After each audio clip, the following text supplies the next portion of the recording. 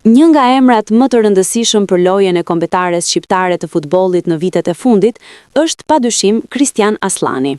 Mesfushori është pikë fikse e rështimit të kuqezinjve dhe kjo ka bërë që ai të petë regjistruar 38 ndeshje me fanellën kuqezi që në moshën 24 vjeçare, pjesën më të madhe të cilave si titullar. Por Aslani nuk ka qenë vendimtar vetëm me mënyrën se si koordinon ekipin në mesfush, por edhe me golat e shënuar me fanellën kuqezi. Në fakt, vetëm Bajrami, 7, dhe Asani, 6, kanë shënuar më shumë gola se ai, 4, në periudhën e drejtimit të ekipit nga Silvinho. Por ndryshe nga dy të tjerët, golat e Aslanit deri tani kanë qenë garanci për fitore. Rezulton se në të 5 rastet ku ai ka shënuar, në 5 ndeshje të ndryshme, në fund Shqipëria gjithmonë ka marrë fitore. Aslani e hapi llogarinë e tij të golave në miqësoren ndaj Armenisë në vitin 2022, në suksesin 2-0.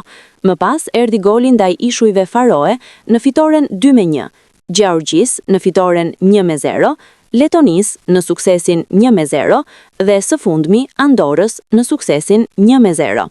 Me përjashtim të ndeshjes së parë, të gjithë golat e tjerë të Aslanit ishin gola fitoreje për kuqezinjt, gjë që e ka bërë atë njeriun e 3 pikëve në kampin kuqezi sa herë që tundër jetën.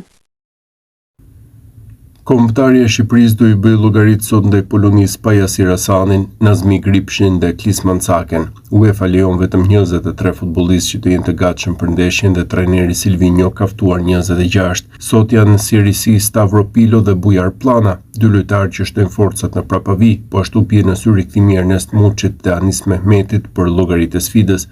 Hasani humbi vendin e tij në formacion sa i përket ndeshjeve zyrtare pas ndeshjes së parë me Angli në vitin e kaluar.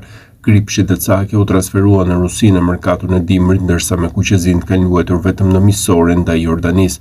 Në listën e publikuar janë vetëm 3 sulmues të deklaruar, pikërisht Myrto Uzuni, Arber Hoxha dhe Armando Broja, me tipare sulmuese, por që preferojnë të luajnë si numër 10, janë Muçi, Mehmeti dhe Bajrami.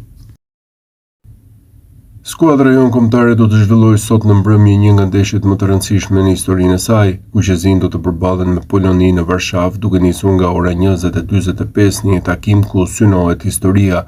Për herë të parë Shqipëria ka arritur në një tur të tillë të botrorit dhe për të shkruar historinë 11 lojtarët që do të luajnë nga minuta e parë dhe ata që do të aktivizohen nga stoli duhet që të bëjnë ndeshjen perfekte. Silvinho ka pasur 3 ditë në dispozicion për të përgatitur skuadrën dhe pritet që në takimin e sotëm të bëjë surpriza në formacion, sidomos në repartin e sulmit, aty ku mungesat janë më të mëdha. Kështu porta do t'i besohet sërish Tomas Trakoshës, i cili do të ketë para 4 mbrojtës. Në të maj do të luaj Mario Mita, ndërkohë që në të djathtë hapësirë do të ketë për Elseit Hysain. Qendra mbrojtjes do t'i besohet sërish dyshes Berat Gjimshiti dhe Arlinda Jeti, ndërkohë që një nga mbrojtësit më në formë Artian Ismaili përfundon sërish jashtë. Në mesfush Aslani dhe Shehu janë titular të padiskutueshëm, ndërkohë që ka një balotazh mes Ramadanit dhe Laçit, me këtë të fundit më të favorizuar. Në të djathtë të sulmit do të jetë Myrto Uzuni, ndërsa në të maj do të jetë Arber Hoxha. Në qendër të sulmit pritet të jetë Bajrami si nënç falës.